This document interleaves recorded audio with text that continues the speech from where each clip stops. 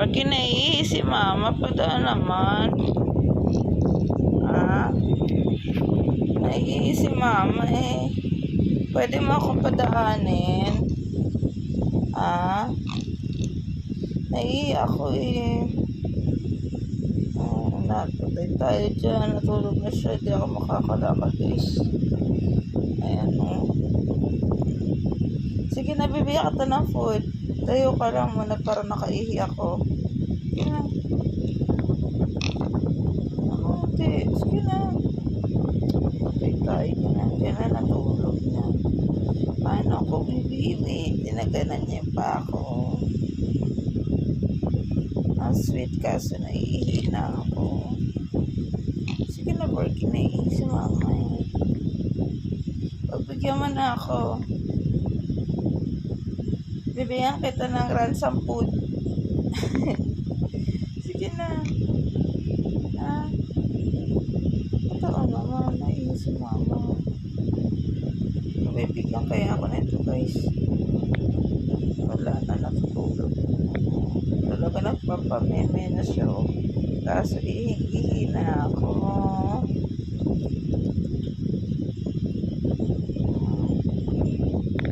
Bigyan mo na si mama. Yan na. Yan na.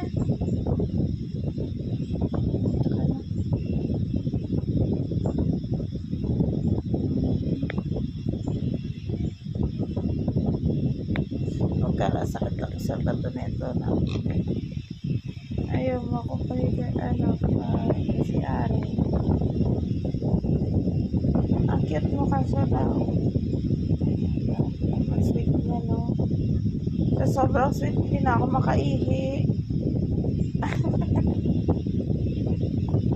Yan, nakatulog na siya. Hindi ko na alam paano ko ihi nito. Hindi ako makatayo eh, oh.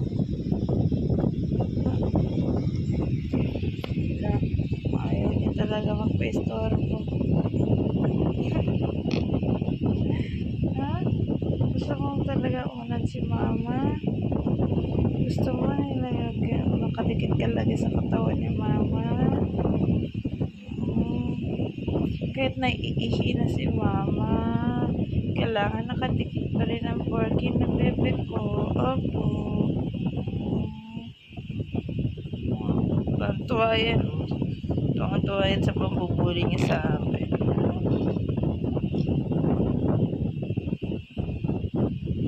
Tuwa ka sa pambubuli mo kay mama. Natulog na. Okay. Nalipasan na ako ng ihi. Ngayon ko lang nalaman na lilipasan din pala ng ihi. Kala ko kain lang eh. Gusto na katagan pero ayaw mo ano. Tik. Tik.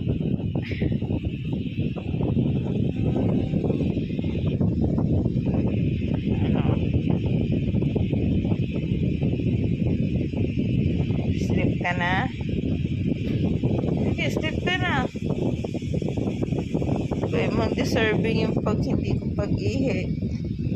Hindi na ako nakaihi, kaya matulog ka na para makabawi naman. Sige na. Tingnan mo yan ang bully, oh.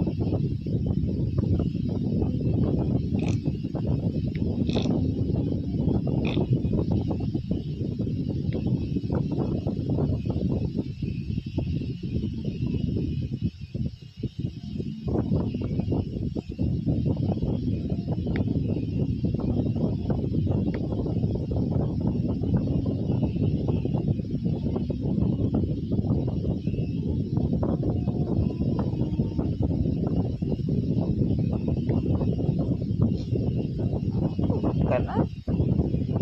Ayaw mo naman ako patayuin eh. Kaya matulog ka na lang. At least kahit pa paano. Bawi naman.